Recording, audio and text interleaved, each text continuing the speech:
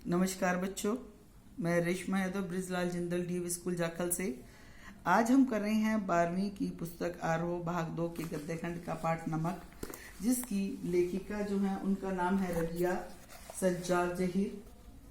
रजिया सज्जाद जहीर का जन्म 15 फरवरी 1917 ईस्वी को अजमेर के राजस्थान में हुआ था। वह उर्दू की लेखिका थी। उन्होंने बीए की शिक्षा घर पर रहकर प्राप्त की थी और विवाह के बाद वह इलाहाबाद से उन्होंने एमए की परीक्षा उत्तीर्ण की। 1947 में वे अजमेर से लखनऊ आ गई। यहाँ पर उन्होंने वह कॉलेज में पढ़ाने लगी और 1965 ईस्वी में उनकी नियुक्ति सोवियत सूचना विभाग में हुई और उनका निधन 18 दिसंबर सन 1979 ईस्वी को हुआ। बड़ा ये नमक जो है उनके द्वारा लिखी गई कहानी है। इस कहानी में है कि जो भी इंसान अपने देश से प्रेम करता है, कोई भी सरहद, कोई भी कानून उसे अपने देश के से दूर नहीं कर सकता। यह कहानी भारत और पाक विभाजन से संबंधित है। एक सिख बीबी को भारत में रहते हुए एक लंबा अरसा हो गया। वह अभी भी लाहौर को अपना वतन मानती है। वह हमेशा से कहती है कि साडा लाहौर। साफिया एक लेखिका है। वह लाहौर में बसे अपने भाइयों से मिलने जा रही है। साफिया सिख बीबी से पूछती है, आप लाहौर से क्या आपको कोई चीज मंगवानी है तो मुझे हुक्म कीजिए। सिख बीबी उसे अपनी फरमाइश बताते हुए बताती है कि अगर ला सकती हो तो लाहौरी नमक ले आना। अभी भी उनके मन में अपने वतन लाहौर की चीजों, विशेषतः नमक के प्रति मोह बना हुआ है। साफिया उनसे लाहौरी नमक लाने का वादा करती है, जबकि वह जानती है कि इस वादे में उसे पूरा जोखिम उठाना पड़ेगा। साफिया लाहौर में 15 दिन तक रुकती है। वे 15 दिन उसके मौज मस्ती में, अपने भाइयों दोस्तों की खातिरदारियों में कब बीत जाते हैं उसे पता नहीं चलता। वे उसे काफी उपहार देते हैं। लेखिका के सामने अब सबसे बड़ी समस्या है उस कागज में छुपे लाहौरी नमक को ले जाने की, कि वह उसको कैसे लेके जाए। लेखिका ने उसके बारे में अपने भाई से पूछा, जो कि एक पुलिस ऑफिसर था। उसने कहा कि नमक ले जाना गैर कानूनी है, पर लेखिका ने उसकी बात नहीं मानी। वह नमक को चोरी छुपे नहीं लेके जाना चाहती थी, बल्कि बतला कर लेके जाना चाहती थी। उसका कहना था कि कस्टम वाले भी तो इंसान ही हैं, वह कोई गलत काम नहीं कर रही है। उसके भाई की अपनी बहन के आगे नहीं चलती। अगले रोज जो साफिया है वो भारत के लिए रवाना होती है। वह अपनी चीजों की एक पैकिंग करती है। उसके एक दोस्त ने उसे उपहार में किन्नू की टोकरी दी थी। वह नमक की पुड़िया को किन्नू की टोकरी में छुपा देती है। जब साफिया एयरपोर्ट पे पहुंचती है तो वह उस किन्नू की टोकरी में से उस पुड़िया को निकाल लेती है और उसे अपने बैग में रख लेती है। अब वह सोचती है कि वह मोहब्बत के इस तोहफे को छुपाकर नहीं लेके जाएगी, बल्कि दिखाकर लेके जाएगी। अब वह कस्टम ऑफिसर के सामने पहुंचती है और उससे पूछा कि आप कहाँ के रहने वाले हो। उसने अपना वतन दिल्ली बताया। लेखिका ने स्वयं को लखनऊ का बताया। लेखिका ने हैंडबैग से नमक की पुड़िया निकालकर उसके सामने रख दी। कस्टम ऑफिसर ने साफिया की बात सुनकर उस पुड़िया को साफिया के बैग में रखती और कहा कि जामा मस्जिद की सीढ़ियों को मेरा सलाम कहना और उस खातून से कहना, यह नमक देते वक्त की मेरी तरफ से कहना कि लाहौर अभी भी उनका वतन है और दिल्ली मेरा, और बाकी धीरे धीरे सब कुछ ठीक हो जाएगा। लेखिका की रेल अटारी से चलकर अमृतसर पहुंचती है। दोनों तरफ समानताएं एक सी हैं। अमृतसर में कस्टम वालों ने उसके सामान की जांच की। वहां एक बंगाली कस्टम ऑफिसर था। उसने लेखिका ने कहा कि देखिए मेरे पास नमक है, वह थोड़ा सा। यह कहकर उसने नमक की पुड़िया उसके आगे बढ़ा दी। वह कस्टम अधिकारी लेखिका को प्लेटफार्म के सिरे पर बने कमरे में ले गया।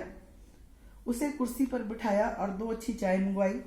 फिर उसने मेज की दराज खींची और एक किताब निकालकर लेखिका के सामने रख दी, जिसमें कि उसके दोस्त द्वारा उसको भेंट की हुई थी। उस महाशय ने बड़े गर्व के साथ बताया कि मेरा वतन ढाका है।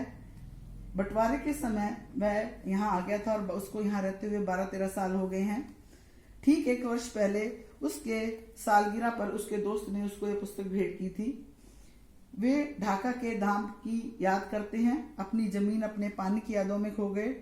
उठते समय उसने नमक की पुड़िया साफिया के बैग में रख दी और खुद बैग उठाकर आगे आगे चलने लगा। साफिया सोचने पर मजबूर हो गई कि किसका वतन कहाँ है। कस्टम के इस तरफ या उस तरफ।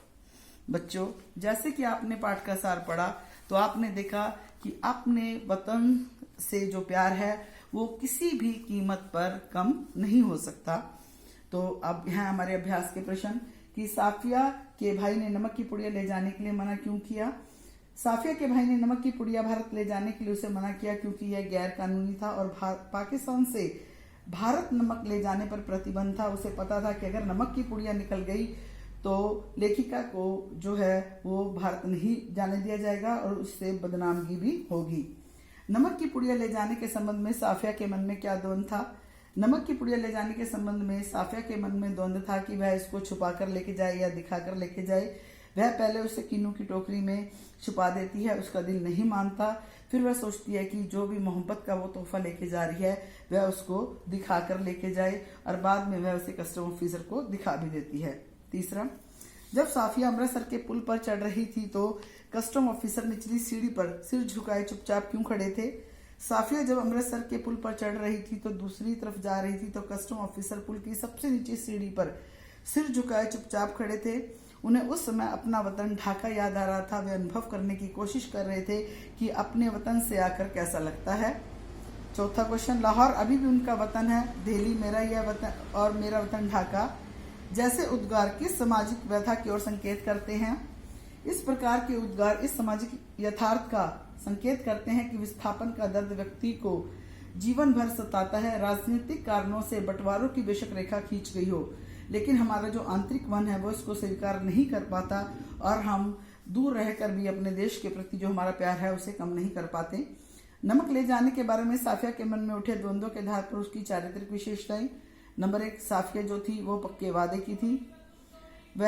नंबर 2, वह इस बात में विश्वास करती थी कि मोहब्बत की चीज को चोरी छिपे नहीं बल्कि सबको दिखाकर लेके जाना चाहिए। नंबर 3, वह मानवीय रिश्तों पर भी विश्वास करती थी। छठा क्वेश्चन, मानचित्र पर एक रेखा खींच देने भर से जमीन और जनता बढ़ जाती है। उचित तर्कों व उदाहरणों के जरिए से स्पष्ट कीजिए। राजनीतिक कारणों से मानचित्र पर एक रेखा खींचकर एक देश को 2 भागों में बांट दिया जाता है। नेता कहते हैं कि इससे जमीन और जनता का बंटवारा हो गया, पर उनका यह कथन झूठा है। मानचित्र पर रेखा खींच देने से जो है लोगों का प्यार अपने देश के प्रति कम नहीं होता। जनता के दिल में जो है वो बंटवारे नहीं होते। लोगों के रिश्तेदार, भाई बंद बेशक वो चाहे अलग अलग देशों में रहते हों, लेकिन उनमें गहरा लगाव बना रहता है। नमक कहानी में भारत व पाकिस्तान की जनता के आरोपित भेदभाव के बीच मोहब्बत का नमकीन स्वाद घुला हुआ है। कैसे? यहाँ जो नमकीन स्वाद है उसका तात्पर्य प्रेम मोहब्बत के स्वाद से है। यह स्वाद अपनापन है और यह प्रेम का प्रतीक है। बच्चों, ये थे पाठ के अभ्यास के प्रश्न जो कि आपने ध्यान से सुन भी लिए होंगे। अब ये है असाइनमेंट के क्वेश्चन। पहला, नमक कहानी की मूल संवेदना अपने शब्दों में लिखो। दूसरा, साफिया की चारित्रिक विशेषताएं लिखें। तीसरा, कहानी के शीर्षक नमक की सार्थकता स्पष्ट कीजिए। चौथा, आशय स्पष्ट कीजिए किसका वतन कहाँ है, वह जो कस्टम के इस तरफ है या उस तरफ। बड़ा आपने अभ्यास के प्रश्न और असाइनमेंट के प्रश्न ये बड़े ध्यान से पढ़ने हैं और इन्हें अपनी फेयर नोटबुक पर उतारना है। धन्यवाद।